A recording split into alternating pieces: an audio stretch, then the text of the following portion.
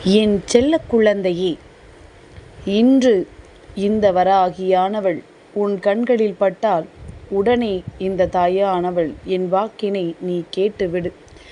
ஏனென்றால் நீண்ட காலமாக நீ ஓர் உறவிடமிருந்து உனக்கான அழைப்பினை எதிர்பார்த்து கொண்டிருக்கின்றாய்.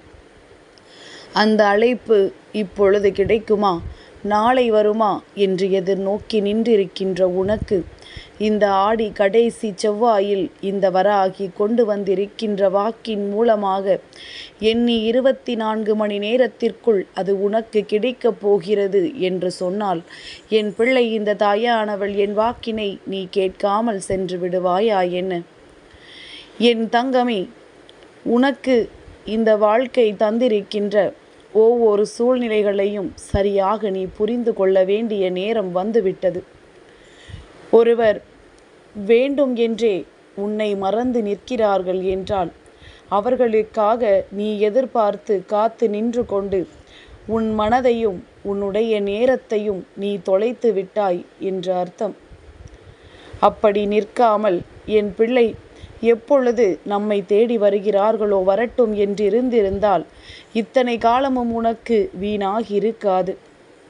ஒருவேளை உண்மையிலேயே அவர்கள் உன் மீது வைத்த உண்மையான அன்பின் காரணமாக நிச்சயமாக உன்னை தொடர்பு கொள்வார்கள் என்கின்ற எண்ணம் உனக்குள் இருக்கிறது என்றால், நீ காத்திருந்ததை தவறு என்று அம்மா சொல்ல மாட்டேன். இரண்டிற்கும் இடையில் இருக்கின்ற வித்தியாசத்தை என்னவென்று தெரிந்து கொண்டு, உண்மையில் இவர்களின் அழைப்பு உனக்கு வருமா என்பதனை யோசித்து கொண்டு அந்த அழைப்பிற்காக நீ காத்திருக்க வேண்டும். இந்த நேரம், இந்த தாயானவள் உனக்கு இந்த வாக்கினை கொண்டு வந்திருக்கின்ற நேரம், காரணம் என்னவென்றும் நீ அறிய வேண்டுமல்லவா?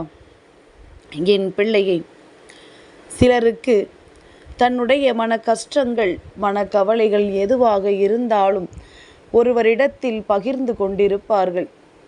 ஆனால் ஏதோ மனஸ்தாபத்தினாலோ ஏதாவது கருத்து வேறுபாடுகளினாலோ அவர்களை பிரிய வேண்டிய நிலை வந்துவிட்டது என்றால், அதன் பிறகு இந்த வாழ்க்கையில் தனக்கிருக்கின்ற விஷயங்களை எல்லாம் பகிர்ந்து கொள்வதற்கு யாரும் இல்லாமல் வேதனைப்பட்டு நிற்பார்கள்.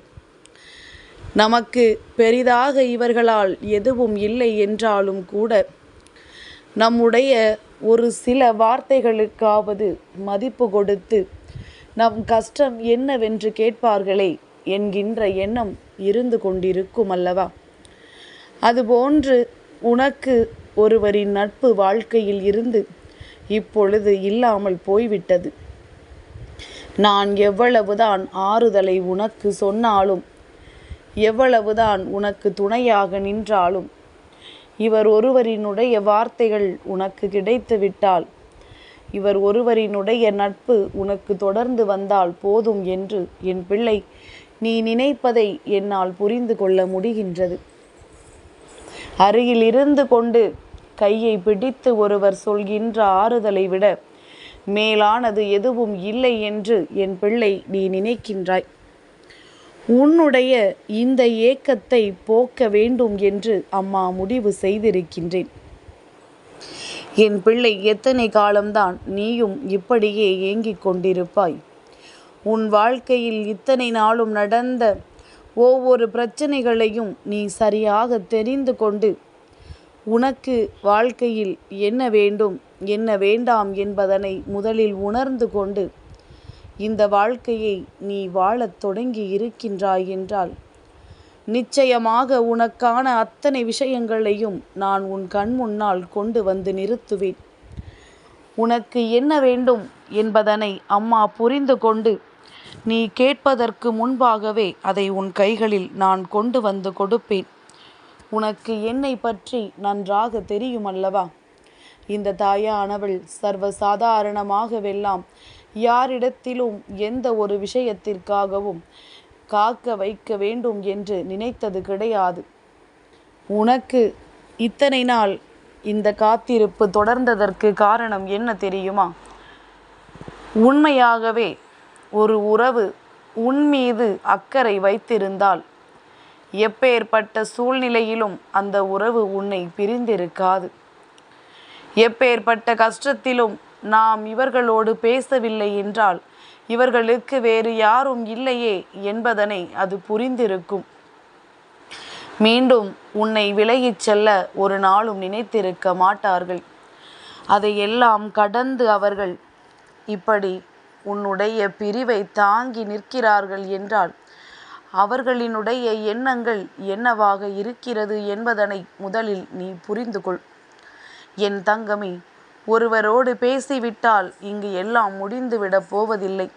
அவர்களின் மனதில் உண்மையாகவே என்ன எண்ணங்கள் இருக்கிறது என்பதனை நீ தெரிந்து கொள்ள வேண்டும்.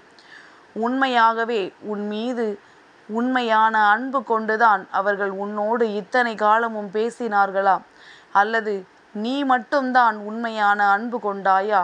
அவர்கள் நேர போக்கிற்காக உன்னோடு பேசினார்களா என்பதனை சற்று சிந்தித்துப்பார். இது நாள் வரையிலும் உன் வாழ்க்கையில் என்னென்ன விஷயங்களுக்கெல்லாம் இவர்கள் தீர்வு கொடுத்தார்கள், எந்தெந்த விஷயங்களுக்கெல்லாம் உன்னை கண்ணீர் சிந்த விடாமல் தடுத்து நிறுத்தினார்கள் என்று சற்று சிந்தித்துப்பார். எதற்காக அம்மா இதையெல்லாம் சொல்கின்றாள் என்று நீ யோசிக்கலாம். நாம் விருப்பப்படுகின்றவரினுடைய அழைப்பை நமக்கு தந்துவிட வேண்டியதுதானே என்று நீ யோசிக்கலாம். என் பிள்ளையே, சட்டென்று எல்லாவற்றையும் கொடுத்து விடலாம். அதற்கு ஒரு நொடி ஆகுமா? ஆனால் உண்மையிலேயே இது உனக்கு தேவைதானா என்பதனை முதலில் நீ யோசிக்க வேண்டுமல்லவா? ஏனென்றால் முன்பு உன்னை காயப்படுத்திவிட்டு சென்றவர்கள் இவர்கள் இல்லை என்றால் உனக்கு வேறு யாரும் இல்லை என்று நன்றாகவே தெரிந்தவர்கள். உன்னை பற்றி மற்றவர்கள் தெரிந்ததை விட இவர்கள்தான் நன்றாக அறிந்து வைத்திருக்கின்றார்கள்.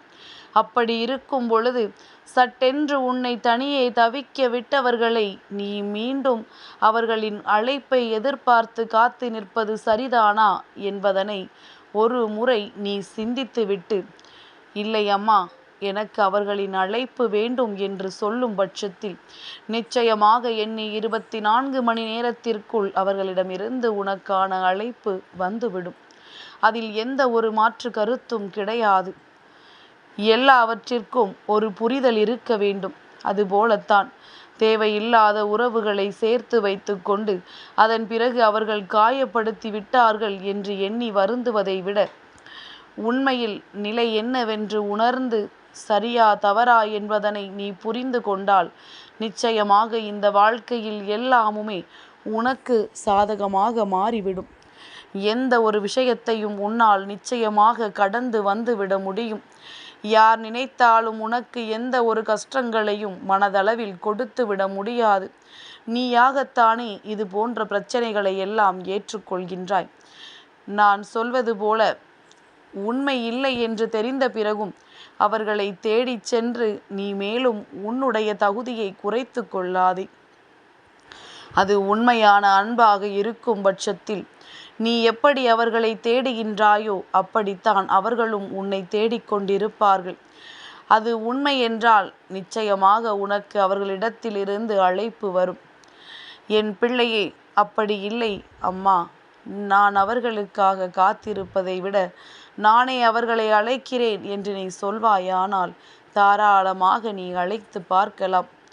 உன் மீது நீ எப்படி அவர்களை பற்றி யோசிக்கின்றாயோ அதுபோலவே அவர்களும் உன்னை பற்றி சிந்தித்திருப்பார்கள் என்றால் சட்டென்று உன் அழைப்பை ஏற்று நல்லபடியாக உன்னிடத்தில் பேசுவார்கள்.